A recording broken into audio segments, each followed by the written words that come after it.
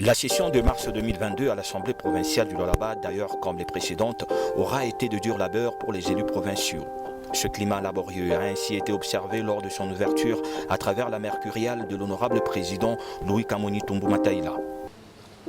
La session qui s'ouvre s'annonce tout aussi féconde que la précédente.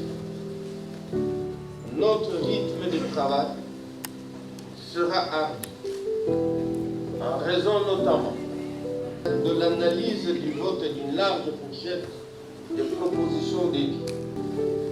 Ainsi, nous mettrons à la disposition du gouvernement provincial les moyens législatifs nécessaires à la réussite de son programme et ainsi mieux répondre aux attentes de nos populations. La conférence des présidents a corroboré le discours du premier des élus provinciaux, précise succinctement le rapporteur, l'honorable Gaston Mouchid, le 4 avril 2022. Les différents présidents des différents groupes parlementaires et membres du bureau se sont réunis pour dégager les grandes lignes de cette session. Il s'agit là de nouvelles matières et des arriérés législatifs. Vous savez par exemple qu'il y a des édits qui sont en souffrance, qui doivent être votés rapidement parce que nous avons un travail et de contrôler et de voter les édits. Il y a aussi des matières qui méritaient qu'on revienne là-dessus. Par exemple, pour les contrôles parlementaires, nous devons contrôler l'exécutif provincial et les gouvernements provinciaux. À l'unanimité, les élus provinciaux ont adopté ce calendrier qui ouvre la porte au travail combien ardu et tant attendu par leurs électeurs. Tout d'abord, l'honorable président Louis Kamoni Tumbu a évoqué la problématique de l'employabilité des jeunes Lualabais dans les entreprises locales. Il y a à boire et à manger, car beaucoup d'entre eux ne se retrouvent pas. Il y a à boire et à manger dans les esprits. Nous allons donner un rapport détaillé que nous allons joindre aux commissions qui sortiront, comme vous le savez.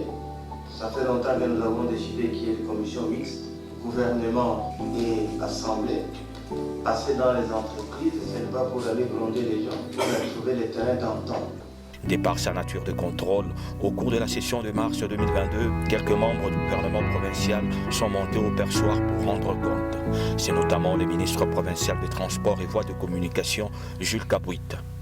Il est allé répondre à la question orale avec débat lui adressé par l'honorable Patrick Thierry André Kakwata.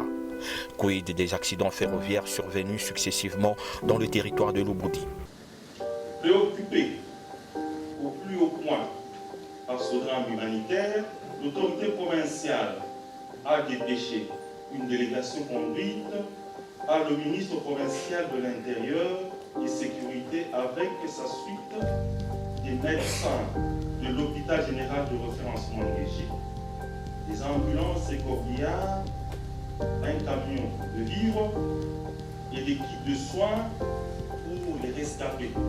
Je recommande au ministre de transmettre dans le meilleur délai l'état des lieux du secteur de transport, non seulement ferroviaire, mais aussi routier que aérien, dans les 30 jours à dater de la clôture de la question orale. Un autre ministre provincial à rendre compte était Paulin Kalaou, qui assurait l'intérim des infrastructures. La réalité et le taux d'exécution des infrastructures a constitué le socle de la question orale avec débat lui adressé par l'honorable Gaston Mouchid. Pourquoi alors avoir ouvert plusieurs chantiers routiers durant la saison de pluie qui, on le sait, handicape fortement l'avancement des travaux? Dans la configuration actuelle de la ville de Kolwezi, vous remarquerez malheureusement que la plupart de nouveaux lotissements, nous rencontrons des difficultés de plusieurs ordres. Entre autres, l'orientation des avenues par rapport à l'écoulement naturel des eaux de pluie. Des propositions et suggestions ont été formulées en termes de recommandations à chacun des deux ministres provinciaux pour l'amélioration de leurs secteurs respectifs. Le contrôle des entités territoriales décentralisées a été de rigueur. C'est à l'instar de celui effectué dans la chefferie de Bunkea.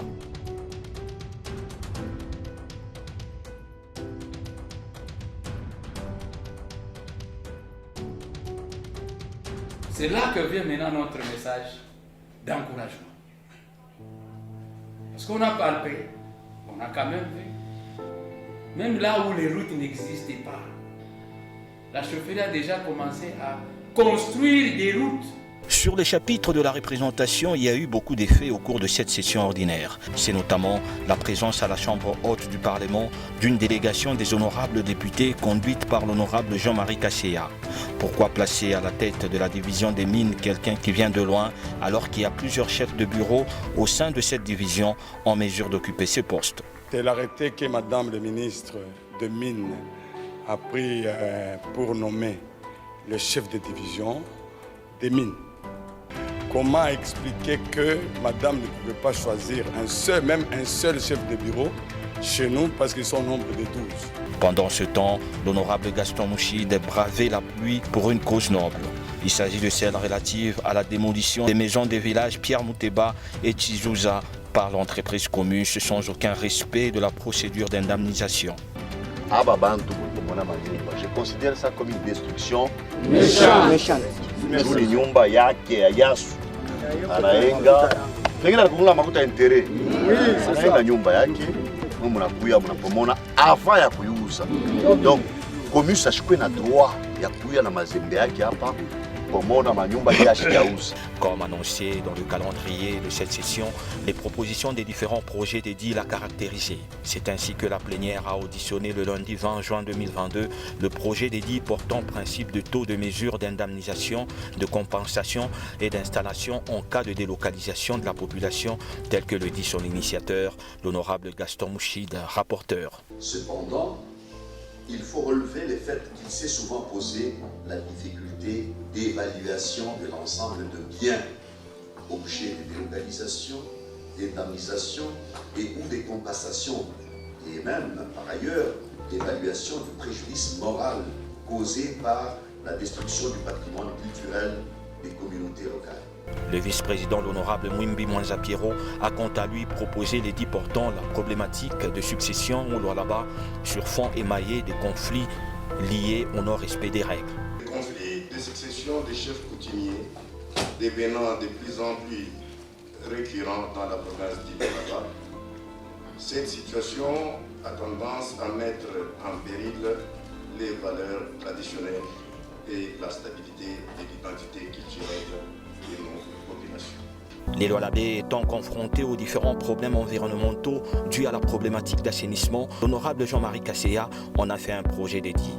Il l'a présenté en plénière le mercredi 22 juin 2022. Il est opportun de doter la province du Lualaba d'un outil important, pouvoir mettre en place les mécanismes et les principes relatifs à l'assainissement du milieu pour assurer la gestion de l'environnement dans la province du Lualaba. Alors que la pluie des édits semblait être à sa fin, l'honorable Philippe Kaumba Mayonde, questeur, en a chargé deux autres le jeudi 23 juin 2022. Tout d'abord, celui qui cadre avec la modalité de répartition des recettes d'intérêt commun de la province du Lualaba aux entités territoriales décentralisées. Et comme aucun développement ne peut se concevoir sans ressources financières, c'est dans ce contexte que les entités territoriales décentralisées ont des ressources propres, celles provenant des recettes à caractère national allouées aux provinces, des recettes d'intérêt commun de la province, ainsi que celles exceptionnelles qui proviennent généralement des emprunts, des dons et legs. Ensuite, le mécanisme de répartition des recettes à caractère national allouées à la province du Lualaba entre les entités territoriales décentralisées. Cet édit est aussi d'autant plus nécessaire pour éviter l'arbitraire dans le partage des recettes entre les entités.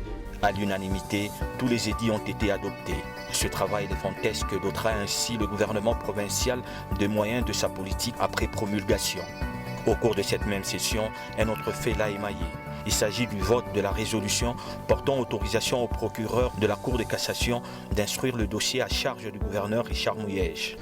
Est autorisé, conformément aux dispositions de l'article 87 de la loi organique numéro 13/010 du 19 février 2013 relative à la procédure devant la Cour de cassation, Monsieur le procureur général prie la Cour de cassation de procéder à l'instruction du dossier ouvert à charge de M. Mouyège, Manguès Richard, ainsi adopté en séance plénière à Colombie le 22 juin 2022. La lecture et l'adoption des rapports des vacances parlementaires des territoires de Dilolo, Sandoa, Lubudi n'ont pas été du reste. Ainsi, cette session parlementaire s'est clôturée en toute quiétude. Elle aura été d'un apport considérable à la communauté. Et ce, dans le respect de la vision du chef de l'État Félix Antoine Tshisekedi, à savoir le peuple d'abord. Je déclare clos les travaux de la session ordinaire de mars 2020.